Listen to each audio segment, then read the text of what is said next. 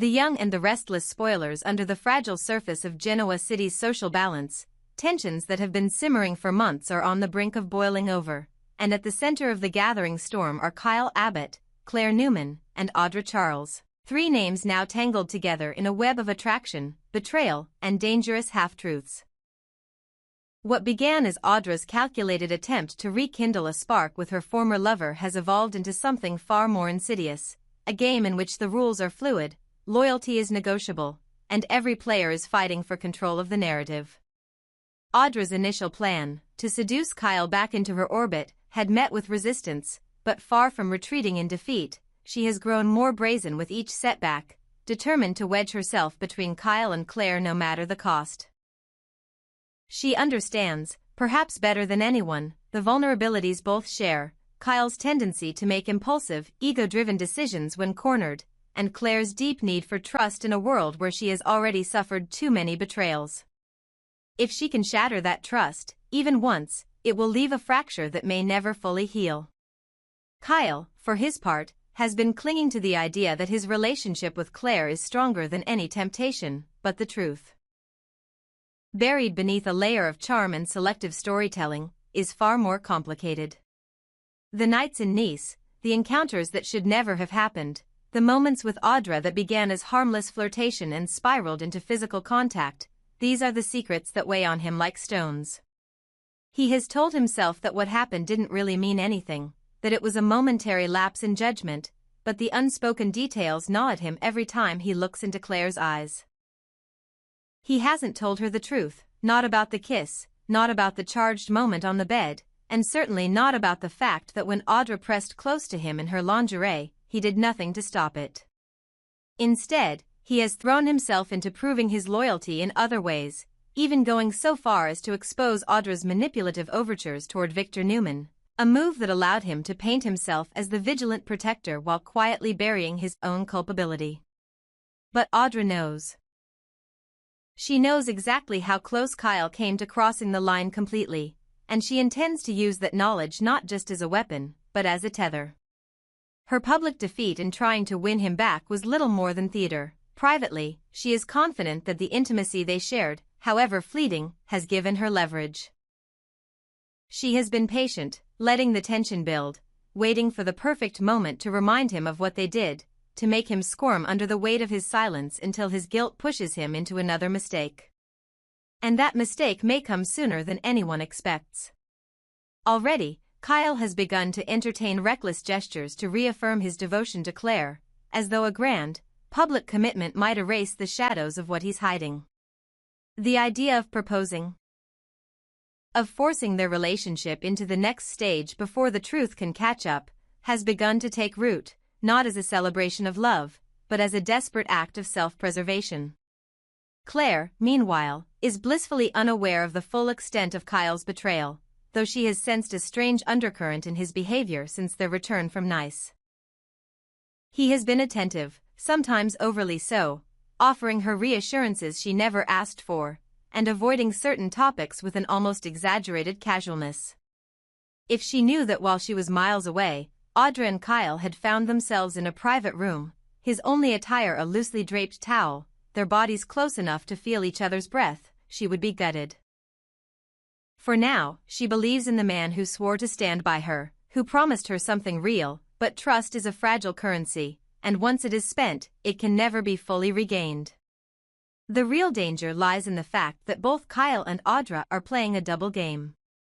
Audra presents herself as the wronged party in Victor's eyes, a victim of circumstances and Kyle's public humiliation, but in truth, she is the one quietly dictating the terms of this dangerous dance. Kyle tells himself he is in control, that his exposure of her to Victor was a decisive victory, yet he ignores the reality that by touching her, kissing her, and lingering far too long in her presence when she was nearly naked, he has already surrendered ground. Each time they cross paths, the air between them crackles with the memory of what they shared, and neither can entirely hide the flicker of recognition in their eyes. For now, the facade holds. Claire smiles at Kyle, Audra plays the part of the schemer on the periphery, and Kyle moves between them, convinced he can keep both the truth and the women from colliding in open war. But Genoa City has never been a place where secrets stay buried, and the odds are already shifting. All it will take is one slip, an overheard remark, a misplaced glance, or Audra deciding that the time for subtlety has passed, and the illusion will shatter. When that happens, Kyle may find that the ring he was considering offering to Claire becomes nothing more than a symbol of the trust he's already destroyed, and no public display of commitment will be enough to undo the damage he has done in private. The question is not whether the truth will come out, but how catastrophic the fallout will be when it does, and whether any of them will be left standing when the dust settles. In the delicate ecosystem of Genoa City's personal and corporate intrigues, Kyle Abbott has always believed he could balance his romantic life with the same calculated precision he uses in business. But the cracks in his composure are widening, and now, with Audra Charles pushing him further toward exposure, the tightrope he's been walking is beginning to sway. The connection he thought he had successfully buried, the moments in Nice when lines were blurred and intentions were questioned, has been dragged back into the spotlight, and this time Audra is making sure the spotlight stays fixed squarely on him. Her latest admission, delivered with that sly mix of charm and cruelty she wields so well, cuts deeper than the rumors she's let slip before. She has finally confessed that her earlier story about Kyle leaving his phone charger in her room was a lie, but she pairs that concession with a dagger of a remark, that Kyle wanted her instead of Claire. She says it with a laugh, a deliberately careless giggle designed to needle him, to suggest that their time together meant more than a fleeting mistake. It's a dangerous suggestion, because if Claire hears it, and Audra is counting on it, Kyle's fragile control over the narrative will crumble. For Kyle, the choice is brutal. He could finally tell Claire everything, laying bare the truth of what happened in France before it reaches her from someone else's lips. But the fear of losing her, of watching the trust between them collapse in an instant, keeps him silent. In his mind, another path begins to form, a grand gesture, something so significant it might blot out the shadows of suspicion. A proposal. A ring is proof that his heart belongs entirely to her, that their future is all that matters. But the impulse is a gamble laced with arrogance. Claire is not naive.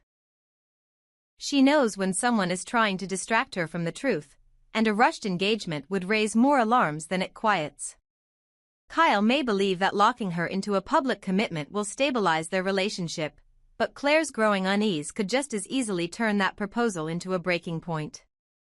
Claire has already been questioning what really happened in France.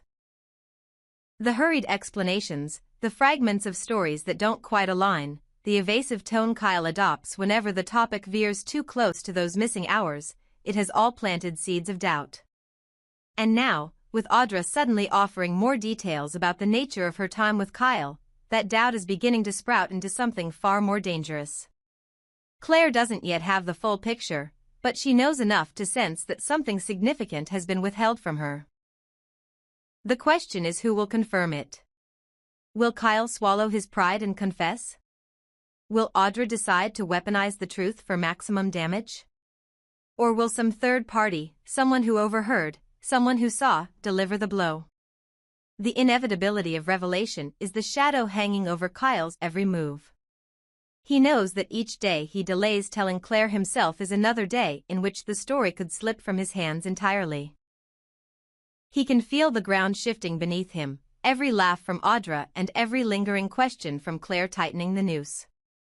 And yet, instead of addressing it head-on, he is considering doubling down, forcing a commitment that would bind Claire to him in the hope that it will lock the truth away. But that kind of desperation carries its own risks.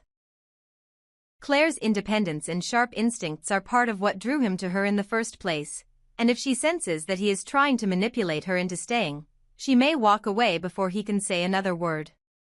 Audra, of course, is watching all of this unfold with quiet satisfaction. Every subtle dig, every calculated half-truth, is a step closer to her ultimate goal, driving a wedge between Kyle and Claire so wide it can never be closed. She doesn't need to win Kyle back, not really.